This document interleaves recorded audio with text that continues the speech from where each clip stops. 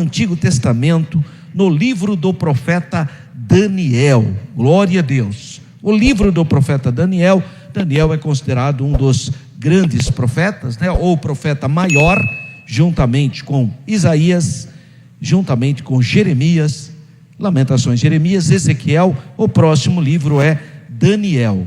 Vamos ler a palavra do Senhor em Daniel capítulo 1, dos versículos 1 até o 8.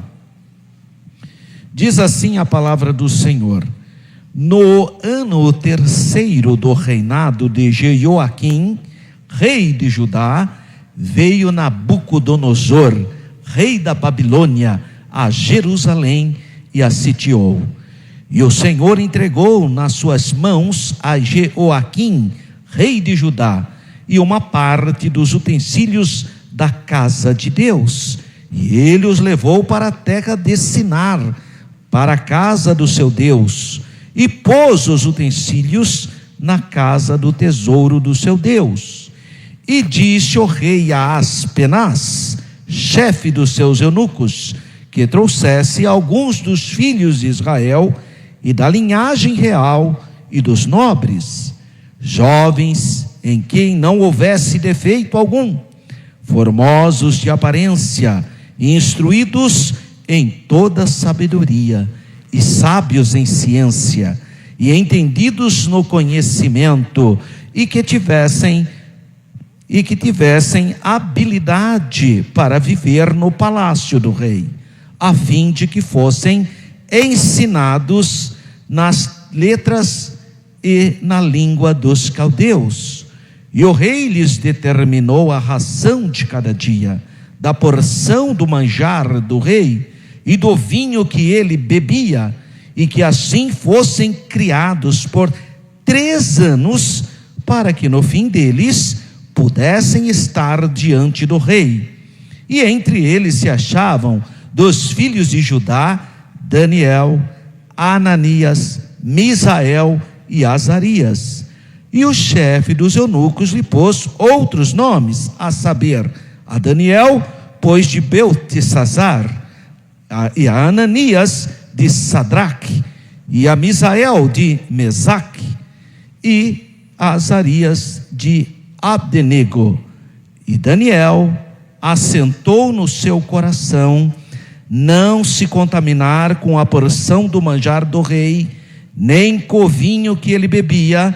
Portanto, pediu ao chefe dos eunucos que lhe concedesse não se contaminar. Amém, graças a Deus. Meus irmãos, nesse culto de ensino, eu quero primeiramente dar o contexto histórico dessa passagem que nós lemos.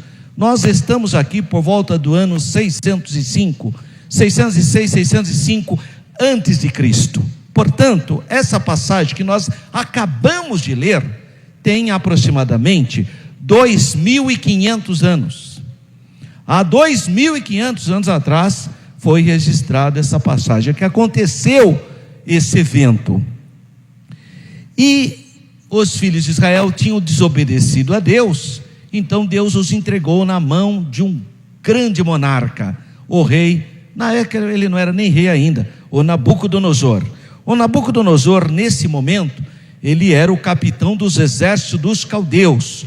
Esse é o que ficou chamado na história do segundo império babilônico, ou neobabilônico, porque já tinha passado o primeiro, esse é o segundo. Quem havia fundado essa dinastia era o pai de Nabucodonosor, Nabopolassar. Ele era o rei da Babilônia, e ele mandou as tropas chefiadas por seu filho, Nabucodonosor.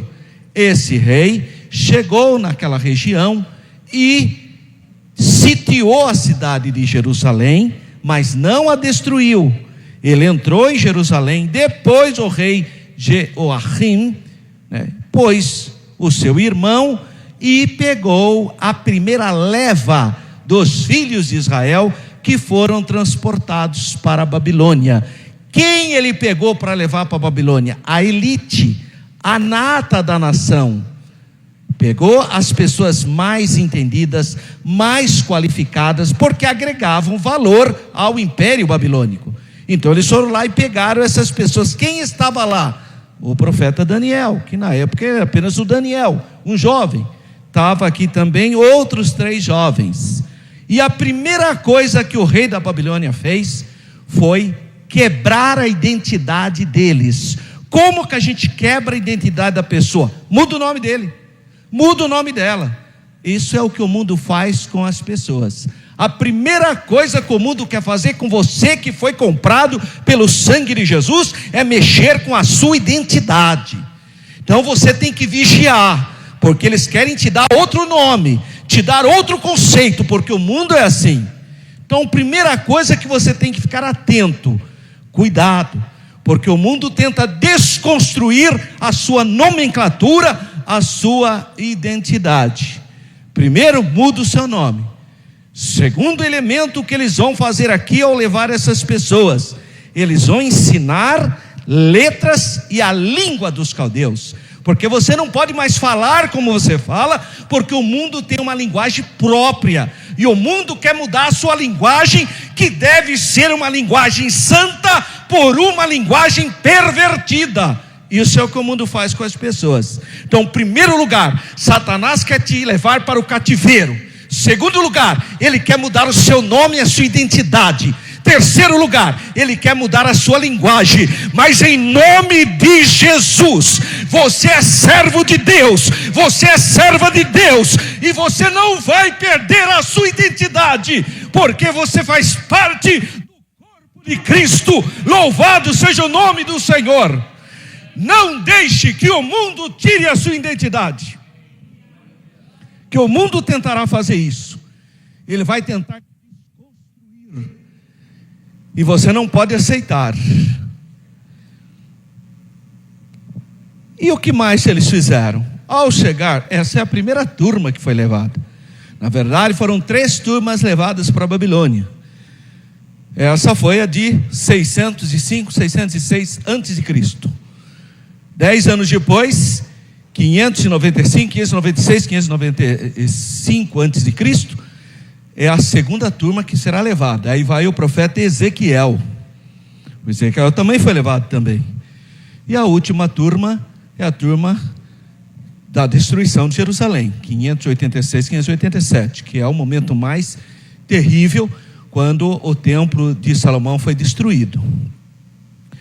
Mas esse contexto ele é muito importante para nós entendermos, porque Deus está permitindo que a cidade santa seja saqueada nesse primeiro momento e levado essas pessoas para a Babilônia, por causa do pecado deles, por causa da desobediência.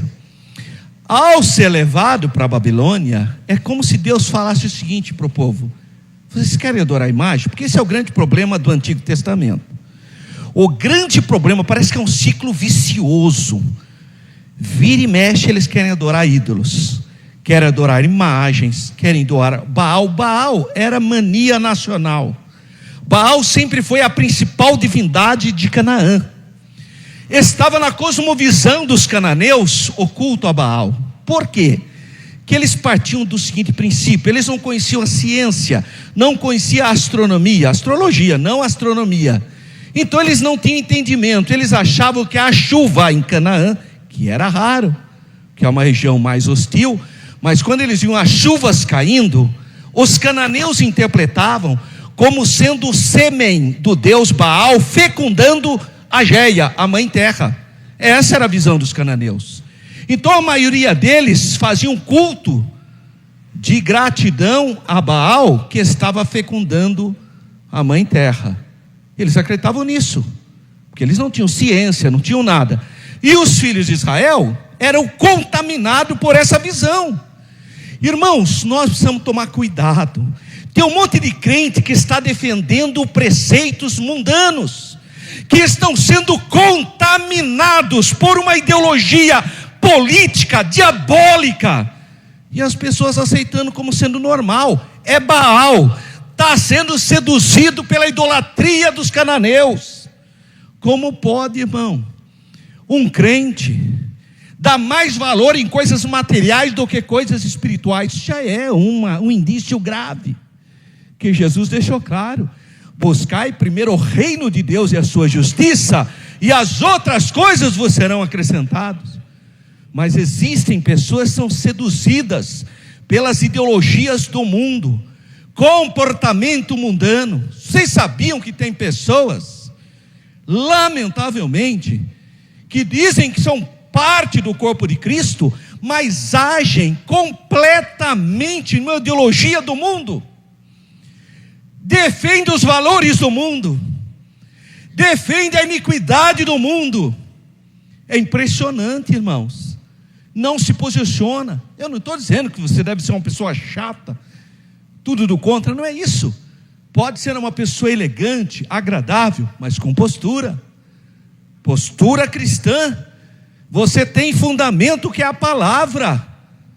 Agora, como que uma pessoa se comporta como um mundano, como uma mundana, participando de eventos mundanos, defendendo ideologias mundanas? É o casamento com o baalismo, com a ideologia da antiga doutrina e religiosidade dos cananeus. Mas o grande problema que nós vemos com o povo de Israel do Antigo Testamento é a idolatria. Vira e mexe, eles estão lá adorando ídolos, até que Deus vai puni-los. Vocês querem adorar ídolos? Vocês gostam de idolatria? Ok, eu vou colocar vocês na sede mundial da idolatria, Babilônia. Babilônia tinha todo tipo de ídolo, todo tipo de idolatria, todo tipo de pecaminosidade, de cultos, tinha na Babilônia. Babilônia tinha tudo disso. E, incrivelmente, quando eles chegaram em Babilônia, parece que caiu a ficha. Sabe o que eu vejo? É igual aquele irmãozinho que é criado na igreja, bonitinho, sem vício, sem nada. Aí resolve ir para o mundo. Chega no mundo, arrebenta a cara, mas se converte. É um fenômeno. Foi exatamente isso que aconteceu com os filhos de Israel. Quando foram para a capital da idolatria, despertaram. Graças a Deus, houve um despertamento lá. Tanto é que o versículo de número 8 diz que: e Daniel assentou no seu coração não se contaminar com a porção do manjar do rei, nem com o vinho que ele bebia. Portanto, pediu ao chefe dos eunucos que lhe concedesse não se contaminar. Portanto, pediu ao chefe dos eunucos para que não participassem daquilo. Isso é o primeiro indício que ele vai começar a obedecer o que ficou conhecido no hebraico como kasherut, a comida kasher, a comida pura. Enquanto estavam lá em Jerusalém, estavam comendo qualquer coisa, agindo como qualquer outro mundano. Mas agora, na Babilônia, porque manjar aqui, irmão, tenha dó, né? Não vai achar que é aquele manjar lá que você faz sabe, aquele manjarzinho de maisena com aquela ameixinha. Não é isso, irmão. Manjar aqui são todo tipo de comidas oferecidas aos ídolos. Tem irmão que é uma simplicidade, ele é manjar aqui, pensa que é um manjarzinho. Sabe aquele que tem uma ameixinha em cima? Não, não é nada disso. Manjar é todo tipo de carne, de alimentos, que eram feitos e primeiramente consagrados aos deuses. Era oferecido aos deuses da Babilônia. E Daniel assentou no seu coração o quê? Eu não vou comer coisas sacrificadas aos ídolos. E eu aprendo com isso, irmão, porque hoje tem um monte de gente comendo coisas sacrificadas aos ídolos, assistindo televisão coisas inadequadas, participando de programas inadequados, ouvindo coisas inadequadas. Você está participando de alimento dedicado aos ídolos. Seja como Daniel: não vou me contaminar com as coisas dos ídolos, não vou me prostrar em coisas, ideologias desse mundo. Nós cristãos, irmãos, temos que estar claro para nós quem que nós somos. Quem que você é, irmão? Quem você é? Você foi comprado por bom preço. Glorificai a Deus no seu corpo, no seu espírito, na sua alma, os quais pertencem a Deus. Temos que ter postura, irmão. Quem que você é? Você é o templo do Espírito Santo, minha irmã. Você é o templo do Espírito Santo, meu irmão. Que história é essa de ficar fazendo piadinha? Que história é essa de ficar em roda de escarnecedor? Você é de Jesus. Você pertence ao reino de Deus. Você é igreja. Não aceite. Toma uma postura. Toma uma postura. Daniel assentou no seu coração. Você quer mudar de postura? Tem que ser do coração, irmão. Não pode ser apenas do oba-oba. Vem no culto missionário, acha que tem chamada, sai pulando. No outro dia está aprontando tudo de novo. Só aparência. Parece Copa do Mundo, né? Todo mundo vira jogador de futebol no Brasil. Acaba a Copa do Mundo, volta tudo a estaca zero. Pode ser assim, irmão. Não pode ser crente de aparência, fazer de conta. Pode até enganar o pastor, pode mesmo. Pode até enganar o seu cônjuge, pode até enganar as autoridades, mas existem os olhos de Deus, que tudo vê. Por isso eu preciso ter temor de Deus, que é o princípio da sabedoria. O que impediu José de pecar? O que impediu, irmão? Ele estava longe da sua família, tinha 17 anos, estava na sua força física, carente, porque ele vivia com seu pai Jacó. Agora está sozinho no Egito, no mundo.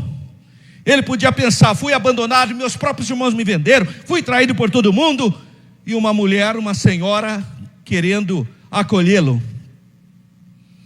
O que impediu de José cometer erro, adultério? Não havia os 10 mandamentos ainda. Não tinha os 10 mandamentos. Os 10 mandamentos são quase 400 anos depois. Não tinha. Então tudo conspirou para José pecar. Longe da família. Foi vendido pelos irmãos, abandonado. Uma pessoa extremamente carente, na flor da idade, cheio de energia. Tudo conspirou para José pecar. E tem mais: se José pecasse, nós tínhamos até elementos para justificar o seu pecado. Mas também, irmão, coitadinho, foi vendido, carente, expulso, estava lá sozinho, não tinha os 10 mandamentos, era um escravo. Leia Casa Grande e Senzala, do Gilberto Freire, aqui no Brasil. O que ele fala da escravidão no Brasil, o absurdo que foi, o abuso dos senhores de engenho em relação aos seus escravos. Ainda mais há 3.000 anos atrás. Então, se 200 anos atrás era assim no Brasil, imagina 3.000 anos atrás. Então tudo conspirou para José pecar. Mas José tem uma coisa que eu e você tem que ter. José tinha o temor do Senhor.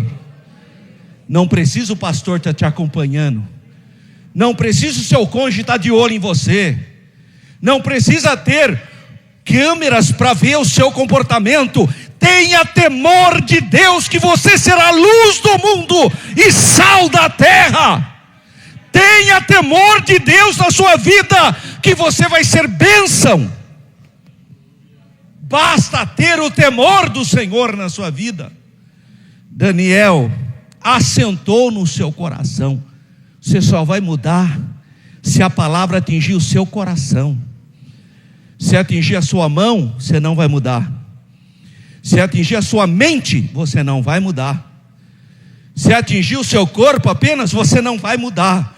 Mas se essa palavra, coração significa a sede das emoções, se essa palavra de Deus atingir o seu coração, a sede das suas emoções, você será uma nova criatura. O temor de Deus reinará na sua vida. Louvado seja o nome do Senhor. Daniel assentou no seu coração. É no coração que você tem que tomar atitudes. Não é falando. Tem um monte de gente que está falando, fazendo promessas vazias. Vou mudar, não vou mais fazer isso, mas está dando cabeçada de novo. Tem que ser no seu coração. E no seu coração só Deus enxerga. Só Deus vê o que está acontecendo dentro da sua alma, lá dentro. E Jesus te trouxe nesse culto nessa noite, porque Ele quer tratar com a sua alma. Ele quer mudar o seu comportamento, quer mudar o seu coração, pelo poder da palavra. A palavra de Deus é santificadora. Ela muda a nossa maneira de pensar, a nossa maneira de agir, a nossa maneira de ser. A palavra de Deus, quando atinge o coração, muda o nosso ser. Louvado seja o nome do Senhor. Daniel assentou no seu coração. Começou com a comida. Não vou comer qualquer coisa. Não vou comer qualquer coisa. Não como. O que mais que Daniel passa a observar? Começa a observar a palavra. Ele começa a orar. Vê que ele começa a orar. Um dos motivos que ele foi condenado, por causa da oração. Uma das coisas que distingue um crente é a oração. Se a pessoa ora. Irmão, tinha um irmãozinho, minha mãe era do Chico de Oração, irmã Mara. 30 anos no Chico de Oração. O irmãozinho chegou para minha mãe e falou: Senhor, irmã Maria, ora aí por mim que eu não sou de orar. Ai, irmã, que fraqueza. Como se fosse uma coisa assim, eu não sou de orar. Irmã, ora por mim que eu não sou de orar. Ai, que fraqueza, irmão. Não existe não ser de orar. Você tem que orar. Você precisa orar. E não é orar só aqui na igreja. É lá no seu quarto, fecha a porta, ora. Jesus mandou, irmão, Jesus falou: entra no seu quarto, fecha a porta, e o seu pai que está oculto te ouvirá. Porque aqui, irmão, a gente tem que orar aqui na frente. Sabe que a gente tem que dar uma caprichada, né? Porque está todo mundo ouvindo, poxa. Eu não tenho nada contra não, irmão. Eu já vi cada oração que eu chamo de oração condoreira. É o voo do condor. É aquela ave do Andes que é a que voa mais alto. Amantíssimo, gloriosíssimo, poderosíssimo, Deus incognoscível. Olha que coisa linda. Ninguém entende nada, mas ele está, né? Surpreende Deus. Você acha que Deus olha e fala: que maravilha esse irmãozinho, que palavrear. Você acha mesmo que Deus se impressiona com isso? Entra no seu quarto. Lá você não precisa fazer média para ninguém. Não precisa fazer chapinha, que nem você tem que fazer quando vem no domingo. Lógico. Não precisa pôr aquele vestidão ou aquele ternão que a gente põe no seu quarto, tudo amassado, mas com o coração quebrantado. No seu quarto é verdade o que você vai falar, porque você não precisa fazer média para ninguém, mas você tem que confessar a sua pequenez, e a boa mão de Deus vai ao seu encontro para te curar, para te renovar, para te abençoar, para te dar a vitória. Então entra no seu quarto para orar. Se orar, buscar a presença de Deus. O que está acontecendo com você, irmão? O que está acontecendo com você, minha irmã? A maior parte das doenças psicológicas, psicossomáticas, elas são curadas pela oração. Porque é a hora que você desabafa, é a hora que você chora, é a hora que você clama, é a hora que você se humilha. A oração cura. A oração é um método poderoso para te libertar do estresse do dia a dia, da opressão, da luta espiritual que nós temos, porque a nossa luta não é contra a carne, não é contra o sangue, mas são contra as potestades espirituais da maldade. Então clame a Deus, aprenda a orar, busca a face do Senhor. Daniel propôs no seu coração: não vou contaminar, Então não sou eu que vou fazer você fazer, é você que tem que querer. Isso é uma escolha sua, minha irmã. Isso é uma escolha sua, meu irmão. Não pensa que eu vou pegar a marreta e dar na sua cabeça, tem que aprender, irmão. Não. Tem irmão que faz isso, irmão. O irmão foi querer expulsar o demônio, deu uma bibliada na cabeça do irmão. O pastor falou para ele: ô irmão, é para expulsar o endemoniado, é para expulsar o demônio, não o endemoniado. Não, irmão. Não é assim. Você tem que querer, tem que desejar, tem que querer levantar um pouco mais cedo e vir para a escola bíblica dominical. Você tem que querer. Não, eu vou fazer um propósito. Mas sabe o que é? Eu acordo todo dia de manhã tal, pá. Irmão, você tem uma eternidade para descansar depois. Você tem uma eternidade. Não que você não tenha que dizer, claro, irmão, claro, você pode viajar, pode pescar, pode fazer o que você quiser. Mas tenha disciplina, tenha foco nas coisas espirituais. Você quer ter uma família abençoada, você quer ter uma nova percepção de vida? Orar, comece a orar. Oração, ela vai mudando a sua percepção. Eu sei quem é que ora. Quando eu converso com uma pessoa, eu sei se ela ora ou não. Pela linguagem dela, pela maneira dela enxergar as coisas, pela atitude dela, eu sei se ela ora ou não. Sei também quando ela não ora. Eu sei quando uma pessoa não ora. Pela postura, pela atitude, dá para saber, irmão. Porque quando você vai orando, você vai ficando mais sensível à voz celestial.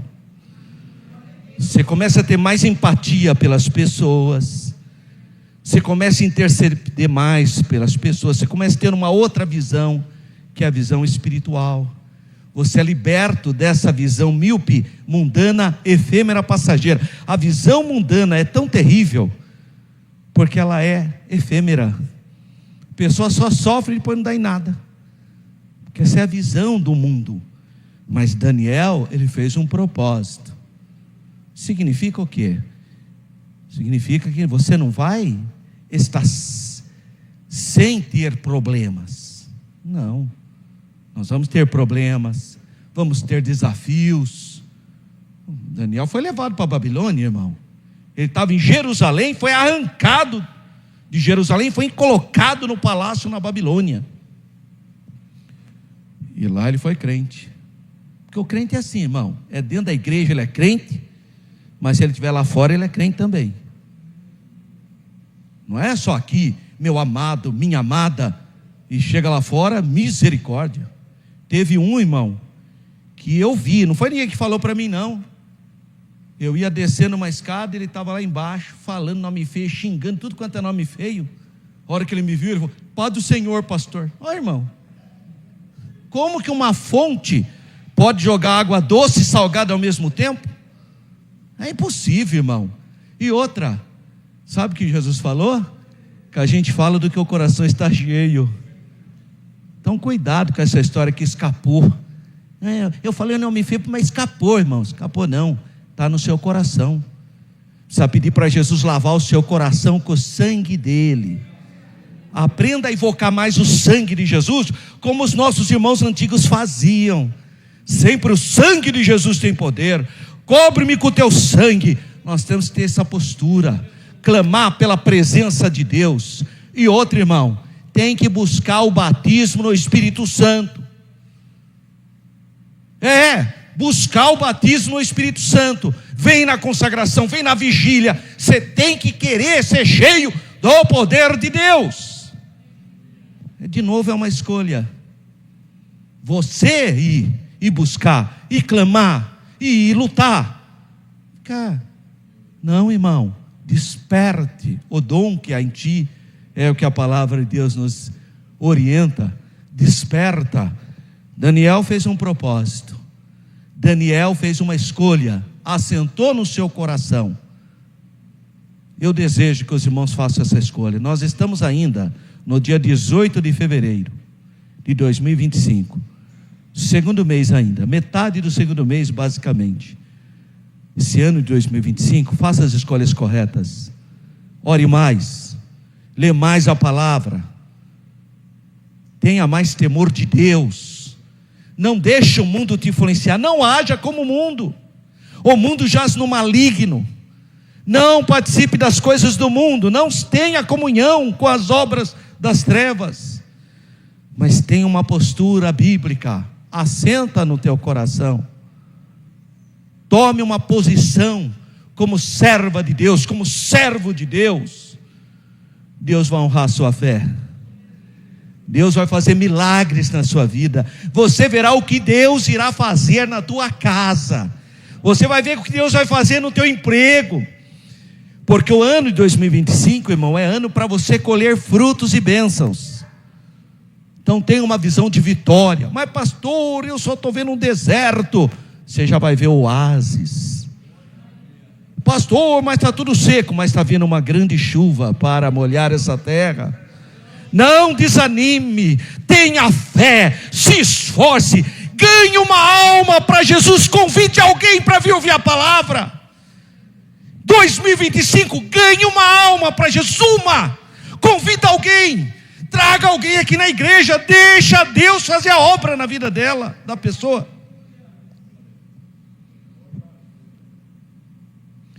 Convida alguém, venha, traga a pessoa, deixa Deus fazer a obra, tenha uma visão diferente, que 2025 seja diferente para nós, mas não esqueça dessa palavra. Daniel assentou no seu coração, ele fez uma escolha. Eu pergunto para vocês, por que só Daniel está registrado aqui, o Ananias, Azarias e Misael? Só foram os 4 que foram retirados da Babilônia? Só os 4? Que história é essa? Só esses 4 jovens? Não, irmão, tinha muita gente, mas esses 4 se destacaram. Por quê? Propósito. Você quer ser abençoado, quer ver a sua vida diferente? Tenha propósito, e firme, e focado, confiando que Deus vai fazer a obra. Tenha fé, Deus vai honrar a sua fé. Sabe o que vence o mundo?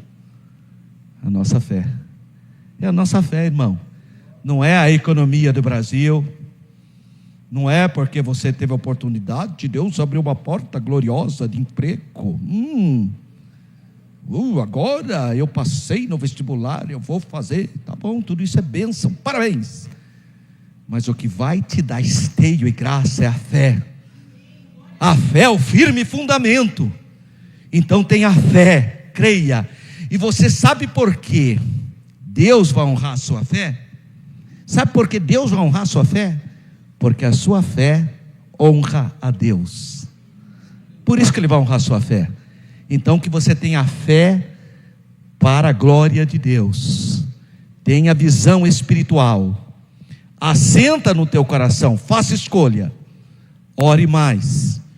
Esteja firme na obra de Deus, se dedica. Deus vai mudar a sua percepção.